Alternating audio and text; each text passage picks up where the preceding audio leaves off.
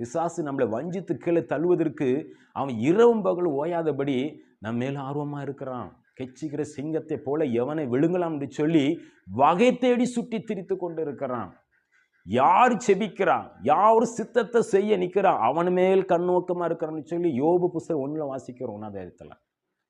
1 ஆண்டவர் தேவனே சபிக்கிறார்.